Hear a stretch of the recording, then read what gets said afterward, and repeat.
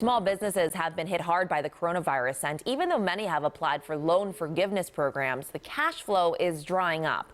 WJZ is live. Amy Kawada explains what this means to businesses who have not applied yet. Good morning, Amy.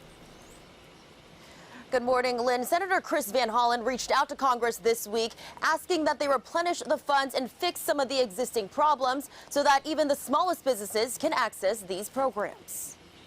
We have two more that we're working on Saturday about... Like many small businesses, the Art of Balance Wellness Spa in Baltimore has had to shut down the majority of its in-person appointments. When we talk to other small businesses, they know exactly what we're going through, and we know exactly what we're going through and what they're going through. Co-owners Drs. Adironke Omatad and Dr. Nia Banks just received their paperwork after applying for their Paycheck Protection Plan loan, also known as PPP. It's a program that provides forgivable loans for businesses to keep employees on the payroll. But the program has run out of money for now. So we want to make sure that as we replenish the fund, we also make sure the funds are getting to all the small businesses that need it. The Small Business Administration said Thursday it wouldn't be accepting any more applications. So far, it has approved more than 1.6 million PPP loan applications, totaling $339 billion from more than 4,900 lenders.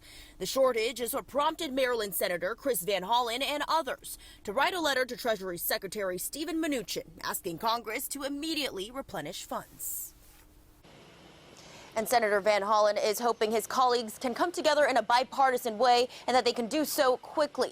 Also happening today at 2 p.m., Senators Ben Cardin and Chris Van Hollen will be holding a virtual roundtable discussion about small businesses. This will all be streamed live on Facebook. Reporting live this morning, I'm Amy Kawada for WJZ. Thank you, Amy. It is 6:36 now. Some state employees say their lives are being put at risk on the job. It comes as the state releases new unemployment numbers. WJZ investigator Mike Helgren with the latest on the coronavirus impact here in Maryland. Spread the word, not the virus. The NAACP sound truck is rolling through Baltimore, reminding people in hard-hit city neighborhoods about the dangers of the coronavirus. The virus is costing us lives of our loved ones. In Northwest Baltimore's zip code 21215, which has more cases than any other in the state, the Arabers were wearing masks.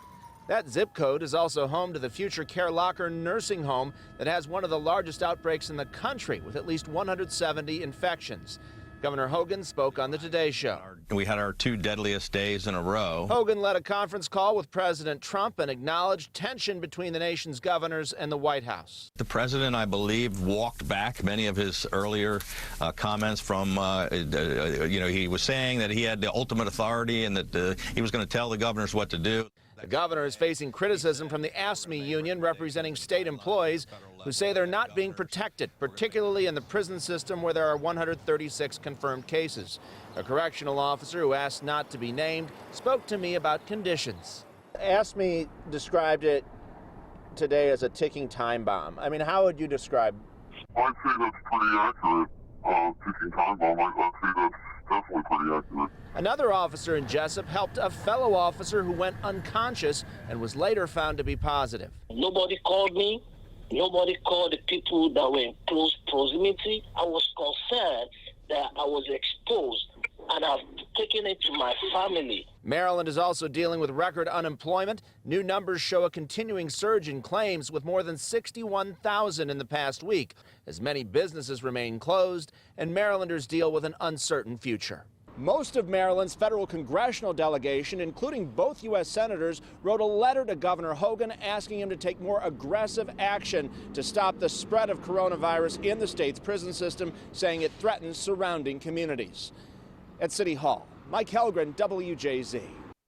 Nearly 25,000 students in Baltimore City are still without technology for online learning. Last night, city school officials addressed this digital divide. 41,000 students are logged in and learning, but many are still without capabilities. So far, the city has bought more than 10,000 Chromebooks for students. It's hoping for donations so all students can get connected. There is concern this morning from people working inside the state's prison system about coronavirus. Rachel Cardin explains the union president wants more resources from the governor. It's going to spread like wildfire here. Inmates are scared of what COVID-19 can do. We're just trying to be safe. Nobody want to die in prison.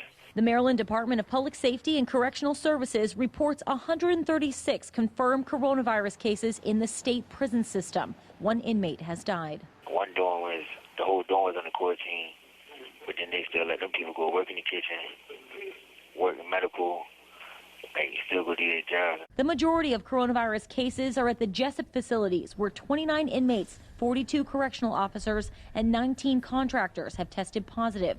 Union President Patrick Moran says swift change is needed. The state needs to be testing everyone who's reporting to work and the people in the facilities. They need to be providing proper PPE. They need to be providing plans to people, and they need to be informing folks as soon as they know that someone is infected, which is not happening. Moran says some agencies, like the state police, are getting proper PPEs, but some members working in prisons are not. They've gotten supplies that were donated. For Maryland, we're a very wealthy state in comparison to most. How come they are going out and getting this stuff and our state isn't? We reached out to the Maryland Department of Public Safety and Correction, who say sneeze guards have been given to inmates in every facility with a positive case. And based on CDC recommendations, all COs have been given face shields, gloves, and gowns. But an inmate whose concerned family reached out to WJZ says they don't feel as though their health is being protected. And there's a lot of people that are sick and they're not doing nothing about it. I'm Rachel Cardin for WJZ. The Baltimore Farmers Market was supposed to open by now, but of course this pandemic forced a change of plans. You can still shop the market virtually, though. Many of the farmers, food vendors, artists, and bazaar businesses are offering pickup or delivery options online. It is a great way to support local businesses. We have a link posted right now at WJZ.com. WJZ has everything you need to know about the coronavirus pandemic all in one place. Go to WJZ.com, look under top stories for a list of resources. The most important links and numbers are under quick links. Find it all online at WJZ.com.